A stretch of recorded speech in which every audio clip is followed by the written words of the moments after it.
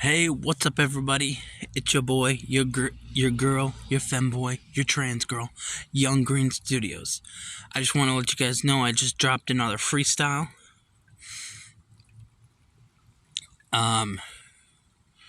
So go check it out. It's just been uploaded. By the way,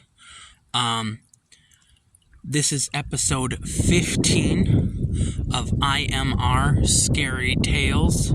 Yes, episode 15. The series is still going strong. Link is in the description. Also, I did a Facebook Reels reaction video. I got copyrighted on it, so I had to delete it. Let's see, what else?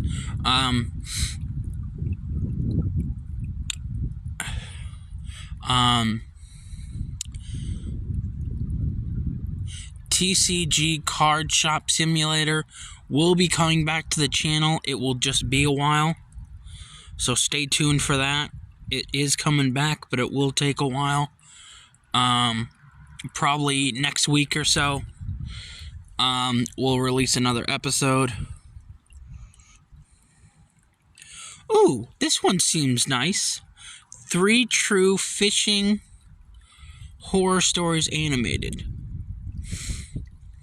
18. Yeah, let's do that. Hold on. Oh my god, it's so cold out here today, guys. So that's why I'm picking the shortest one possible. This is 3 True Fishing Horror Stories Animated. If you guys do not like horror, or you guys do not like flashing lights, or blood, or anything like that, please do not watch it. This is your one warning now. From now on, there will be warnings. Also, full credit to IMR Scary Tales. This is episode 15 of watching them.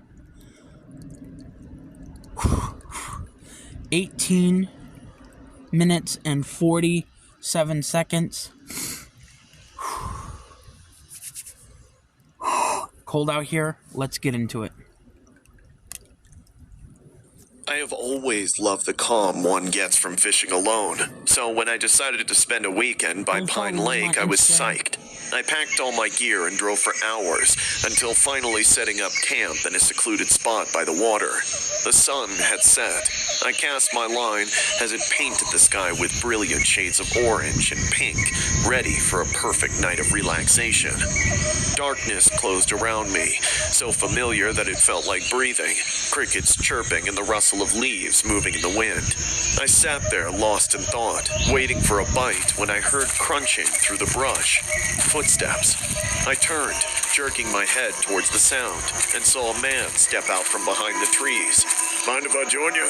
he asked, his voice warm but with a certain awkward edge. "Oh yeah?" I said, trying to make myself sound nonchalant. "I didn't think anyone else was out here." "Most people avoid this lake," he said, sitting down about a few feet from me. He looked rugged, 50-ish or so, with a scruffy beard and a worn flannel shirt. "Name's Dave." "Ethan," I said, feeling a small shiver of discomfort rise up in me. We talked as we fished, but I couldn't shake the feeling that Dave was watching me, his eyes flicking back toward the tree line more often than not. "What are you looking for?" I finally asked, trying to sound lighthearted. "Oh, just keeping an eye out. You'd be surprised what lurks in these woods," he said, his tone suddenly serious. "What do you mean?" I asked, my belly nodding up. Dave leans in. "You know, things happen out here," he says. "People just disappear." My heart thumps a little faster. "Like who?" "Joe McAllister," he says. "He went out one night to fish and never came home. Not a sign of him, just his gear."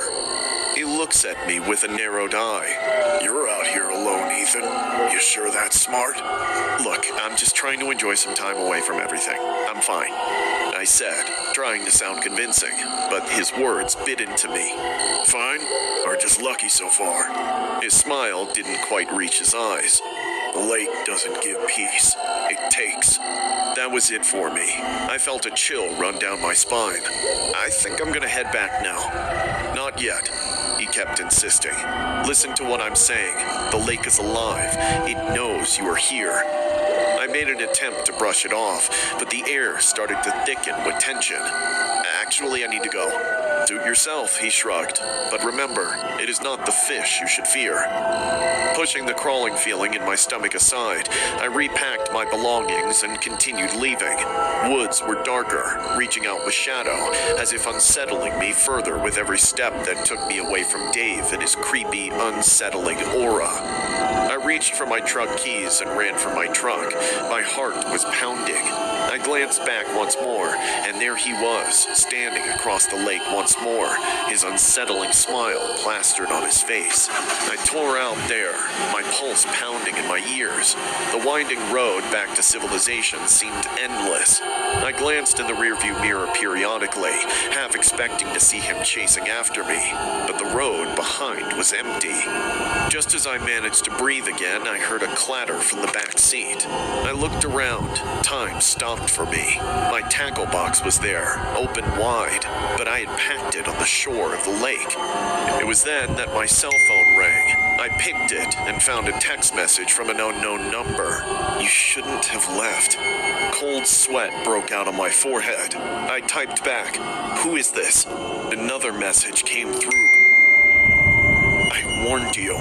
Fear flooded me. I pulled over to the side of the road, gasping for air. I looked around me, half expecting Dave to be lurking in the shadows, but I saw only me, the woods, and the flickering headlights. Then the reality of things smacked me right between the eyes. The knife.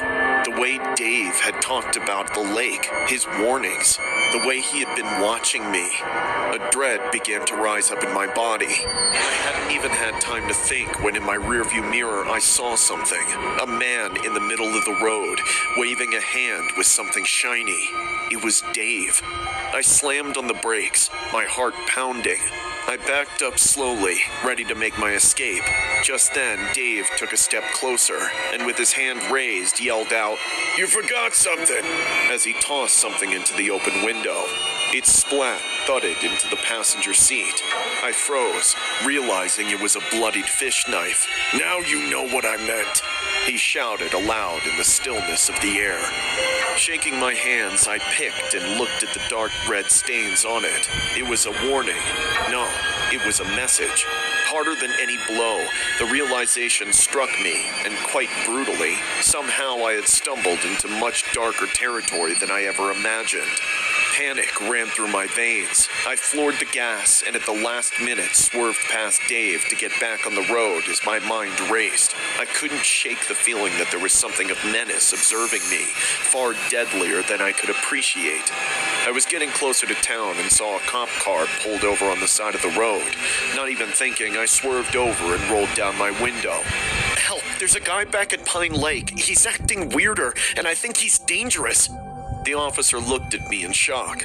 "Calm down. What did he do?" I gulped some air in preparation. I tried to get my voice together. "He was talking about people who vanish. I think he's involved in something bad. You should check out?" I called out. The cop nodded in concern. "Fine, let's put an end to this." I felt myself relax as they sped off to the lake. I continued to pace up and down on the roadside, trying to calm myself down. They took what seemed like hours, but the officers shortly returned. They seemed somber. "We found him, Ethan," one of them said. "We apprehended Dave, and it seems he's not acting alone. There are suggestions of a bigger event, a couple of missing people in the locality." I felt my heart literally sink. It was a situation that was very deep. They were not just dealing with one creepy guy. Rather, they had discovered a massive human trafficking ring, which utilized the lake as a lure. They even take their cell numbers from the entries.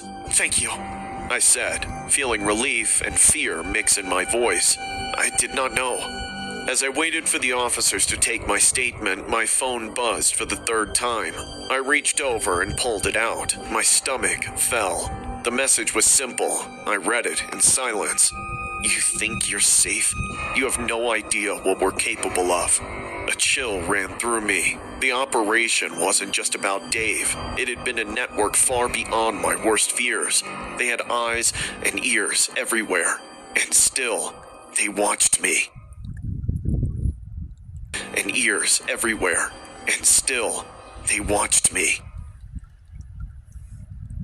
A year after our dad's death, I stood on the pier with my brother Noah. We had spent many summers there, going on fishing trips with Dad. But last year, he went alone and never returned. His boat was intact, so was his gear, but he just vanished, never to be seen again. Do you think it's still there? Do you mean the fishing spot? No, the rod. The one Dad lost that summer. My heart sank. You really think it's still somewhere there? Why not? Let's check. Reluctantly, I followed him to the rocky shore, feeling a chill as I watched the waves lap at the stones. We crept forward for about an hour, the slick rocks beneath our feet slippery, but curiosity kept us going. Look! Noah bent down, gripping a tangle of seaweed. There's something. My heart raced as I squinted. Sticking out of the green mass was the unmistakable handle of a fishing rod. Together, we pulled, and with a final tug, the rod broke free, revealing its length and something shiny. It's baited. Dad hated removing baits. We pulled, but it was stuck. A fish was probably caught in it. Figuring it was Dad's last catch, we pulled harder, and suddenly the rod came up, along with something else. My stomach dropped. Attached to the rod was a bloated, lifeless body. I stumbled back, panic rising in my throat. Noah dropped the rod, eyes wide. What the hell is that? Before we could react, a familiar voice seeped through the salty air. Liam, Noah, help me. I froze, disbelief flooding my senses. No way. Is that Dad? He's still there. We have to help him. No, it can't be. I shouted, fear bubbling up. But Noah didn't listen. He stepped closer. He needs us, Liam. We can't leave him. Listen, it sounds wrong. We need to get out of here. But my words fell on deaf ears. The voice grew more insistent. Help me. I'm trapped. I felt the sand shift under my feet as the sea came alive. Noah, this isn't safe. But he was already stepping forward. Noah, stop! I lunged, fear gripping me as I saw the waves swirling around him as he went deeper into the water. Dad needs me! Suddenly, the voice twisted, becoming something darker, filled with a sinister edge that sent chills down my spine. The water bubbled as a dark shape began to arise, something ancient and horrifying. Get away from the water! I slapped him hard across the face, and he blinked, confusion replacing the trance. What's happening? It's not Dad, it's something else. The voice roared. The waves suddenly grew taller, and I saw the creature's grotesque form just beneath the surface. The sand crumbled beneath us, and it became hard to pull ourselves back to the shore. Come on! I screamed. What is that thing? I didn't have time to answer. I pulled him back as the creature surged forth, revealing a mass of scales and teeth and insatiable hunger in its red eyes. Could it be Dad? It's lying. It's trying to take you. In that moment, I knew what we were up against. A siren, a creature luring us with false voices. Yeah. An enchanting yet Sirens lethal for real? creature the sailors of our Yes, fishing chat. town had warned for many years. Sirens were often depicted You as already beautiful know, women chat. with irresistible voices. They lured sailors by mimicking their loved ones, only to reveal their sinister nature. Noah! I yelled again, pulling him toward the shore. He looks But too the tides excited. pulled It's not your harder, dad. and Noah Jeez. was still entranced. With a roar, the creature surged forth, revealing his true monstrous form. Noah, we need to go now! What if it really is Dad? I reached for him. The waves surged, dragging us under. The creature's voice echoed in my mind, layered with sinister laughter, and that is when the seawater took over us. That is when I felt a cold grip on my ankle. My pulse quickened. This was the last straw. As I struggled, the water pulled me down, swirling around my legs like grasping hands. I fought back, but it felt like swimming through the sand. A knee-length seawater was suddenly many feet deep. I looked back and saw the creature, its form grotesque, an amalgamation of fish and human, its eyes glimmering with a predatory gleam. It let out a laugh that echoed in my mind, a cacophony of despair. My brother was already unconscious. The creature finally lunged towards us, its mouth wide with razor-like teeth. I pulled away, my heart racing, but the grip of the sea was relentless. It dragged me back toward the maw of the creature, the very thing I had tried to escape. That is when my feet found support of a hard rock underneath. The friction gave me hope, and I pulled myself and my brother out with everything that I could gather. We emerged on the shore, and I dragged him further in the sand just as that creature leapt out and tried to bite at his feet. But something told me that he couldn't stay on land. As I pulled my brother to safety, the creature looked at me with stillness. Then it screamed and leapt back into the water. Perhaps that is what my father met as well. I just hope he found peace.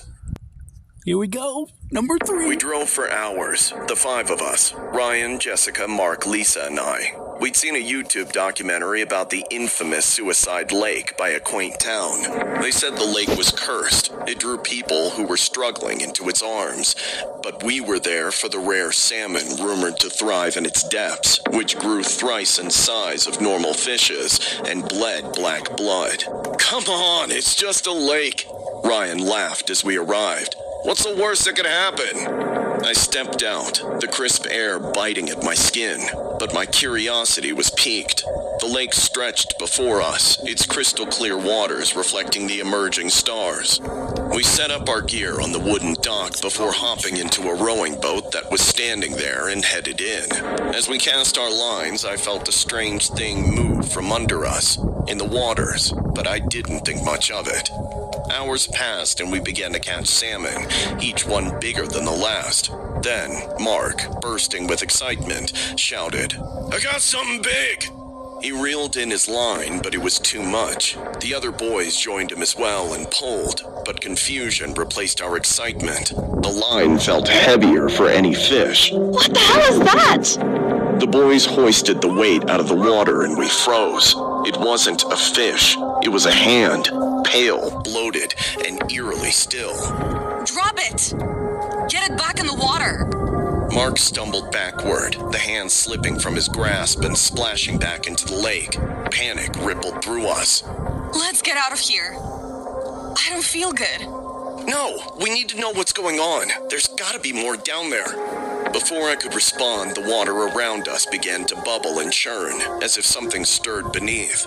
We scrambled into the boat. I picked up the oars, my hands shaking as I rowed frantically toward shore.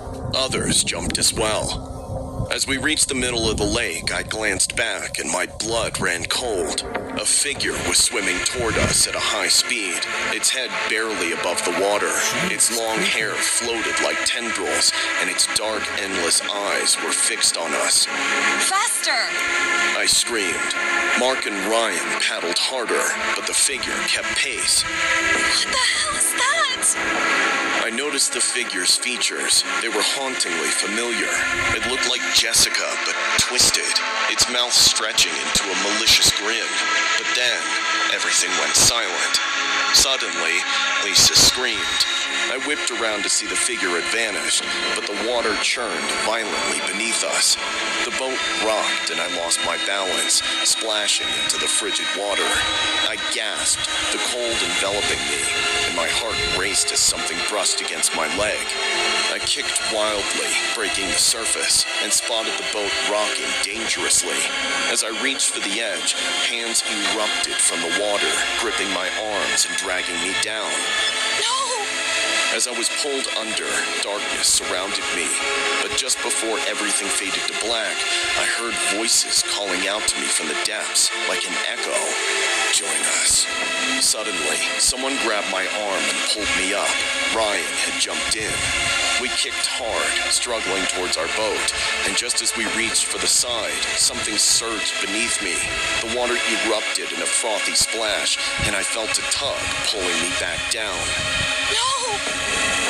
I shouted, my fingers brushing against the edge of the boat as I was dragged under again.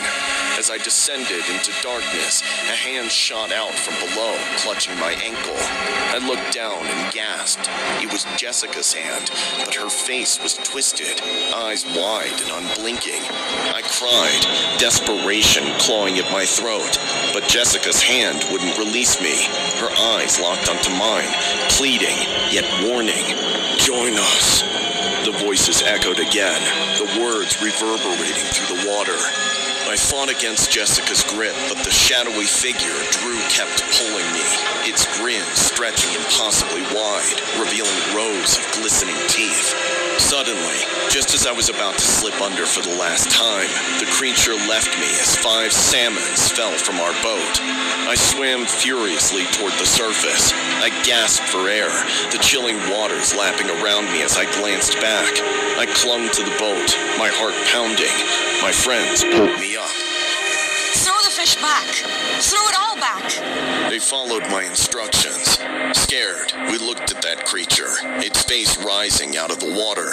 But as we dumped the salmons back, it disappeared. We gave everything that we had and pulled the boat back to shore. I ran to our car, crying, and I did not wait to look back. I almost died that day, and I cannot step into water again since. Well, that is it, chat. Thank you so much for watching. Make sure you guys like, comment, and subscribe. And I hope you guys enjoyed episode 15 of 3 true fishing horror stories animated by none other than IMR Scary Tales. Full credit goes to them. And I'll see you all in the next video. Bye!